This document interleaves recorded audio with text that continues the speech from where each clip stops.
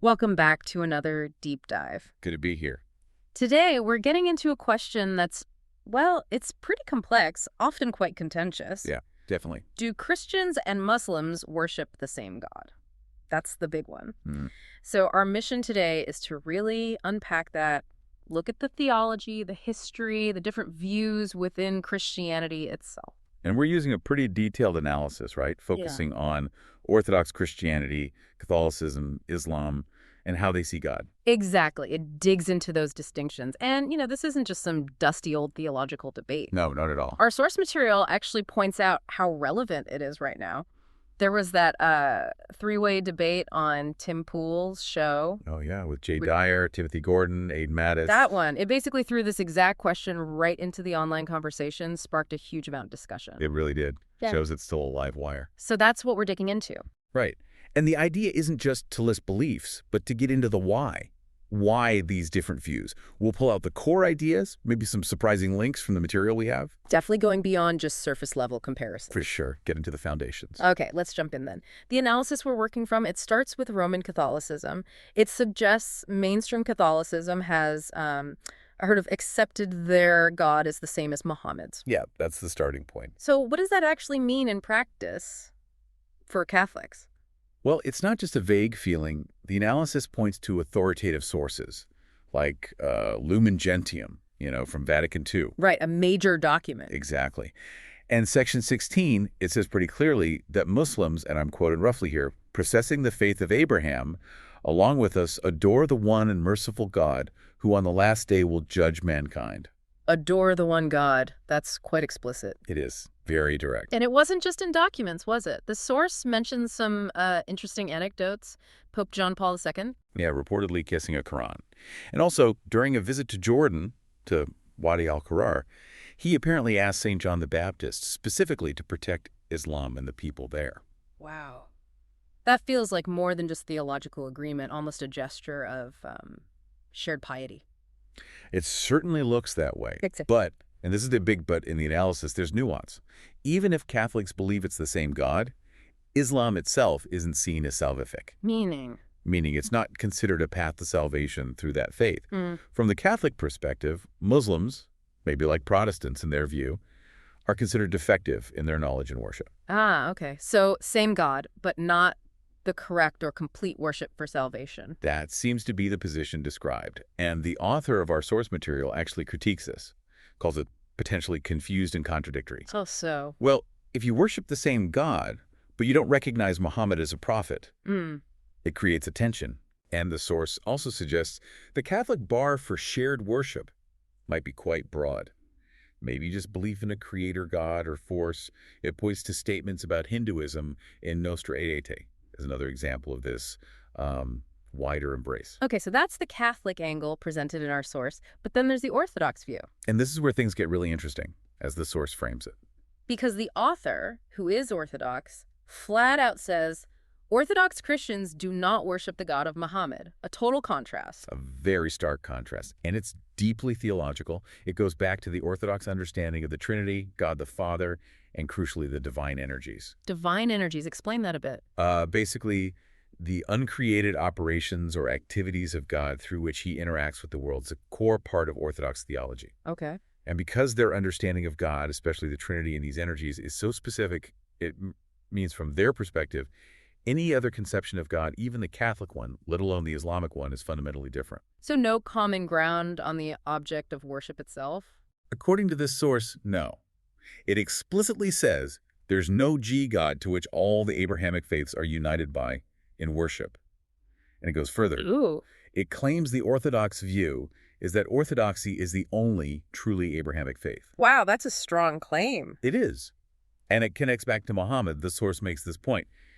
If the God of Islam was the same as the church's God, then logically you'd have to accept Muhammad as some kind of legitimate prophet. Which, as the source notes, no Christian group actually does, right? No one sees him as a prophet of the true faith. Exactly. So it presents this kind of theological fork in the road. You can't really have it both ways, according to this Orthodox perspective. Okay, that clarifies the Orthodox position in the source. Now, the analysis takes a really unexpected turn here. Yeah, the comparison with Mormonism. Right. It compares Islam to Mormonism, specifically looking at Muhammad and Joseph Smith.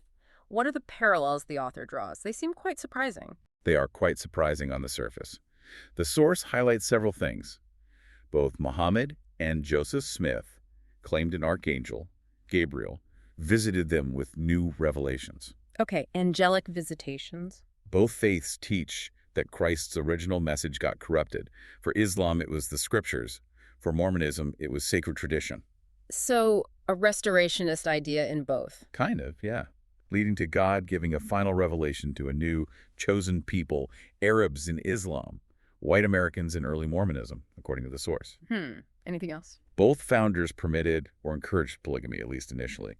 Both faiths venerate Jesus, but the source says they have a faulty understanding of him. How so, according to the source? Well, Mormonism seeing Jesus as a spirit child, brother of Satan. Islam sees Jesus as a highly respected prophet, but Muhammad is the final and primary one, especially for Arabs. So the ultimate point of comparison is That both, in this view, sort of rely on Christianity for their theological backdrop, but end up rejecting the centrality of Christ himself. They build on it, but diverge fundamentally. that's quite a comparison. It definitely makes you think about patterns in religious history. All right, let's shift from comparisons back to history, specifically Orthodox history. The source talks about the Church of Constantinople before 1180 AD. Yes, a really fascinating historical deep dive here. It mentions how Muslim converts to Orthodoxy had to deal with something called holospheiros. What was that about? Right, so converts had to formally renounce Islam and anathematize it. Part of this involved condemning the God of Muhammad using this Greek term, holospheiros. And what did that mean? Well, the Greeks apparently translated or understood it as meaning made of solid metal beaten to a spherical shape, like a solid ball, implying a non-Trinitarian, maybe even material concept of God, utterly different from the Orthodox understanding. But here's the twist. Okay. The source explains the Arabic term it likely came from, maybe al-Samad, actually means something like everlasting refuge, or denotes God's absolute oneness, not a physical shape at all. So a potential mistranslation or misunderstanding created a problem. Exactly. It became a huge stumbling block for converts.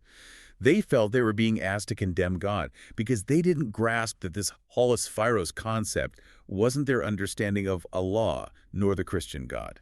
That makes sense. It must have been deeply troubling for them. Definitely. Language and interpretation really matter here. So then Emperor Manuel Comnenus gets involved around 1180 AD. What was his role? He steps in and actually debates the clergy about this. He wanted that specific condemnation, the holospheiros part, removed from the renunciation vows. Why? Did he think they did worship the same God? The source suggests he seemed to believe that such a condemnation could offend the true God. So maybe he leaned towards a shared God idea, or perhaps he was just being pragmatic, trying not to unnecessarily offend his Muslim subjects. It's a bit ambiguous. But the clergy didn't agree. Not at all. They stood firm, and ultimately they won the argument. So what happened? The holospheiros phrase itself was removed, yes, but it was replaced with other further denunciations of Muhammad and his teachings.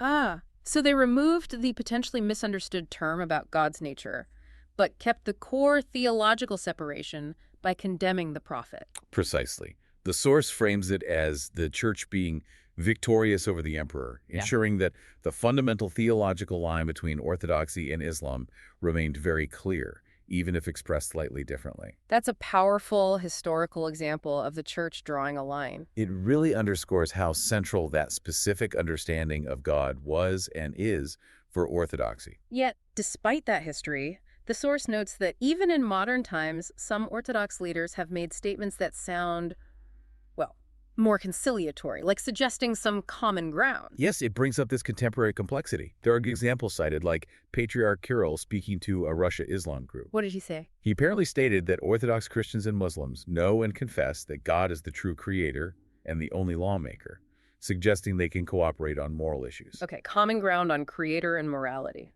And there's another mention, though the source says it's unsubstantiated, of an Orthodox bishop in the Middle East, possibly using the Islamic phrase, peace be upon him, when referring to Muhammad.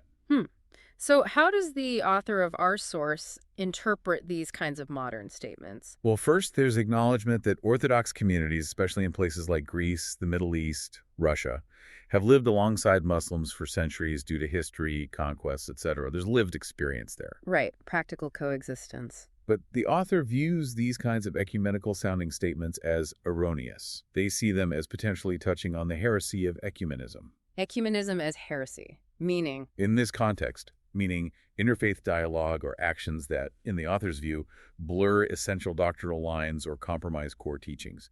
They argue these statements don't and can't overguide the Church's long-standing fundamental theological position established historically. so the core concern is about potentially validating other faiths. That seems to be it.